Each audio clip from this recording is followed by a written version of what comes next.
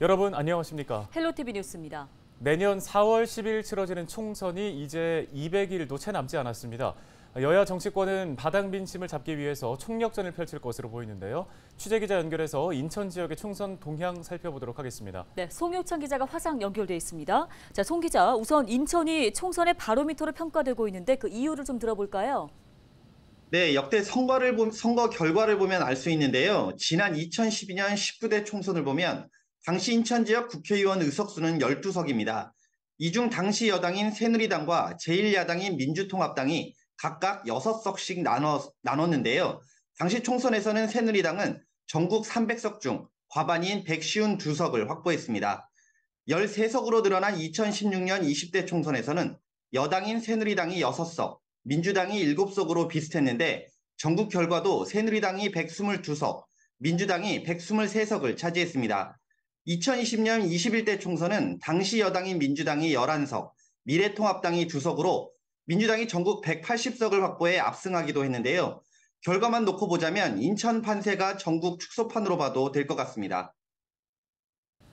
네, 그렇다면 인천의 현재 상황도 지금 중요할 것 같은데 어떻습니까?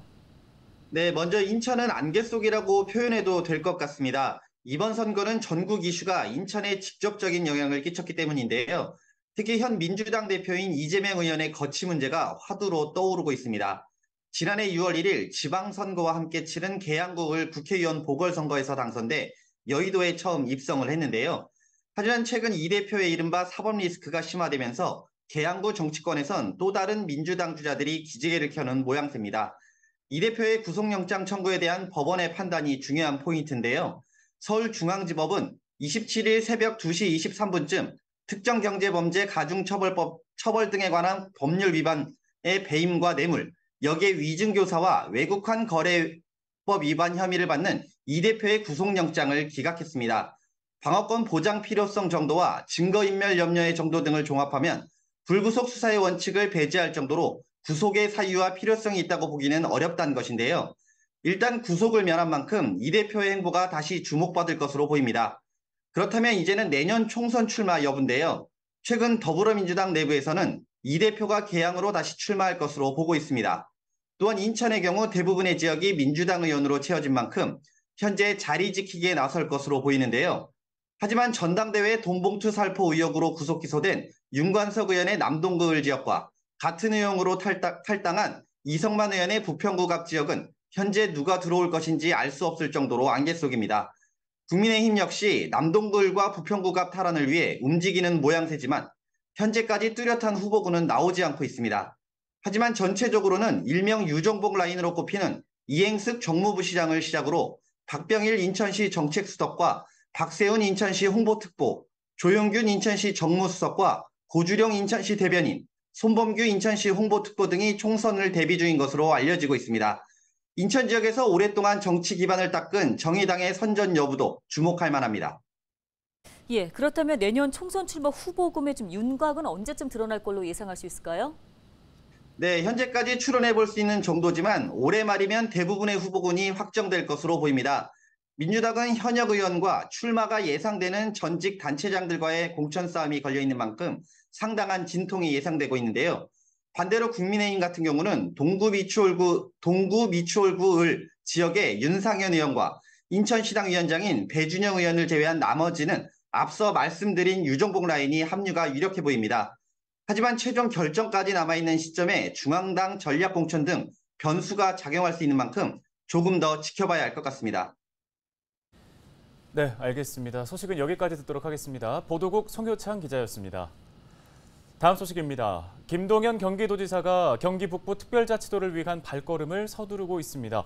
주민투표를 실시하고 국회에 잠자고 있던 경기 북부 특자도 법안을 내년 2월 안에 통과시킬 계획을 세우고 비전 선포식을 가졌습니다. 네, 경기 북부 특별자치도의 꿈을 이루어야 한다는 주민들의 목소리도 담았습니다. 김소영 기자입니다. 경기도 포천에 사는 아버지. 아픈 아버지를 모시고 치료를 위해 정든 고향을 떠나야 하는 아들의 모습이 그려집니다. 영화관이 없는 경기 북부. 영화를 보기 위해 1시간 넘게 달려온 청년들도 있습니다. 경기 북부의 낙후됨을 표현한 연극입니다. 동두천에 사는 한 주민은 포천에서 나고 자라 동두천에 터를 잡았지만 각종 중첩된 규제로 사업하기 어려웠던 본인의 경험담을 소개하기도 했습니다. 모든 지표에서 점점 낙후되고 퇴보하는 쪽의 경기 북부가 아니라 나아지는 발전되어지는 경기 북부가 되어야 합니다. 그래서 경기 북부 특별자치도 설치가 필요합니다. 제발 부탁입니다. 정말 영원합니다. 경기 북부 특별자치도 꼭 성사시켜 주시기 바랍니다. 지난 25일 경기도 북부청에서 북부특별자치도 비전을 선포하고 정부에 주민투표를 공식 요청하는 자리가 마련됐습니다. 김동연 경기도지사는 이 자리에서 경기 북부 특별자치도 비전을 발표하고 2040년까지 17년간 총 213조 5천억 원의 투자와 민간 자본을 유치, 대한민국 경제 성장률을 연평균 0.31%포인트 끌어올리겠다는 방안 등을 발표했습니다. 26일에는 직접 중앙정부를 방문해 공식적으로 경기 북부 특별자치도에 대한 주민투표를 요청했습니다. 중앙정부에서 이와 같은 경기도민의 또 경기도의 요청을 받아서 주민투표를 할 수 있게 된다면 이번 국회 회기 내에 경기 북부 특별자치도 설치를 저희가 완성할 수 있는 그런 계획을 갖게 됩니다.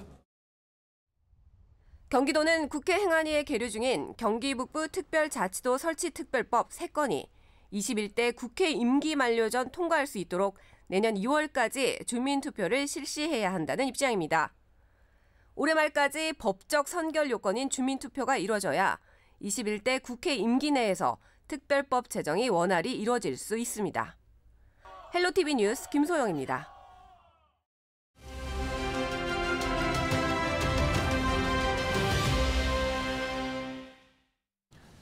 다음 소식입니다. 인구 50만 명의 도시에 단 2칸짜리 경전철만 운영되면서 지옥철로 불리는 김포 골드라인의 혼잡도가 또다시 증가한 것으로 나타났습니다. 네, 관련 이야기 김포시의회 오강현 부의장 전화 연결해서 나눠보겠습니다.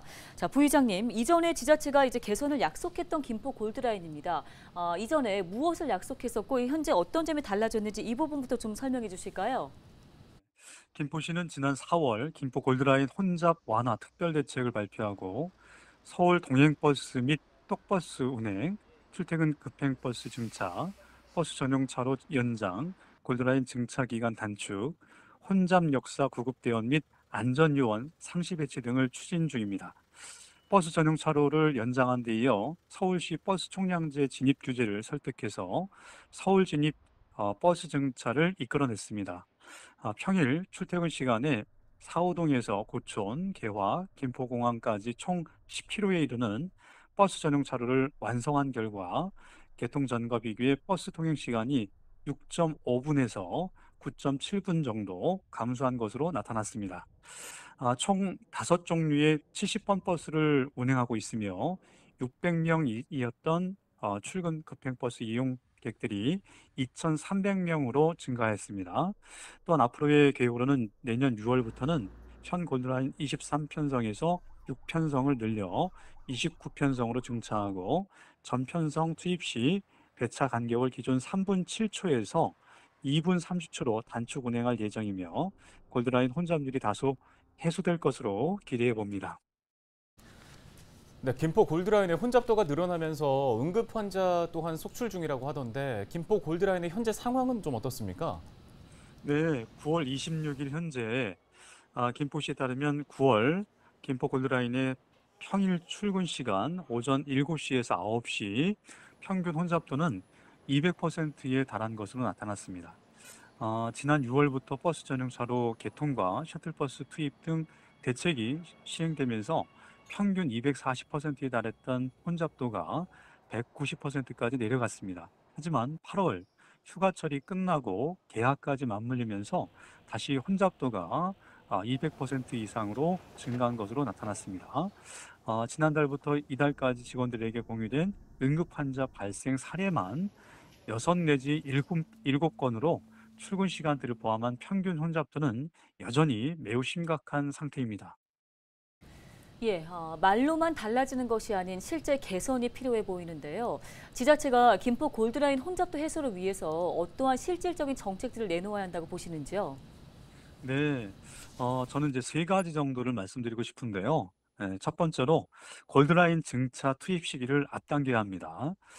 추가 차량 예산 확보 및 국토부와 철도기술원 등과의 협의로 내년 6월부터 투입될 것으로 예상되고 있습니다. 골드라인 증차로 배차 간격을 3분 7초에서 2분 30초로 단축하고 혼잡률이 가장 높은 오전 첨도 시에 전동차 배차를 확대하여 하루빨리 완화해야 합니다. 둘째로는 올림픽대로 BTX 버스 트랜짓 익스프레스 노선 신설입니다.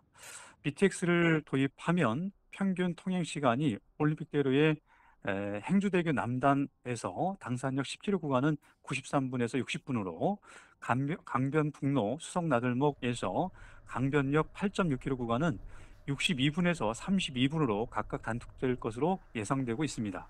향후 BTX 도입으로 김포 골드라인의 혼잡을 최소화해야 합니다.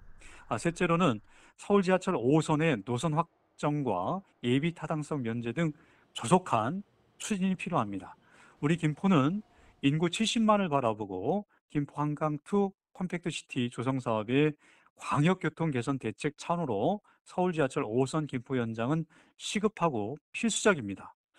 광역교통 개선 대책이 마련된다면 김포 골드라인의 혼잡률은 빠르게 개선될 것으로 생각합니다. 네, 알겠습니다. 여기까지 듣겠습니다. 김포시의회 오강현 부의장이었습니다.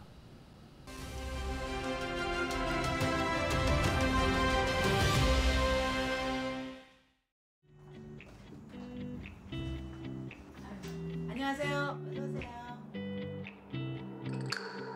조성동은 원도심 지역으로 오래된 빌라와 저층 아파트가 많고 공장지대도 공존하고 있어 생활 환경 측면에서 다른 지역에 비해 열악한 부분이 있습니다. 인간개발 사업은 4인 간의 투자 사업으로 제가 앞장서서 할 수 있는 일은 없으나 주민의 의견 수렴 등을 통해 협의점을 모색하고 효성문화공원과 수영장은 내년 상반기 개관을 목표로 원활히 추진되도록 집행부를 독려하고 있으며 효성지구 재생 활성화 사업은 추진에 필요한 용역 시설 등의 예산 편성이 우선되도록 재정 운영 지원에 최선을 다하고 있습니다. 주민의 삶의 질 향상과 관련된 편의시설 및 각종 인프라 확충 등 지역 현안 사업의 원활한 추진 재고는 물론 2008년도 의회 청사 건립 계획이 수립 이후 15년 만에 공사비가 2023년도 제2의 추경에 편성된 만큼 조속히 착공하여 임기 내에 공사 준공 및 이전 완료토록 하겠습니다. 국민의 목소리에 귀 기울여 함께 어려움을 극복해 나가며 계양구 발전과 국민의 행복을 위해 최선을 다하겠습니다.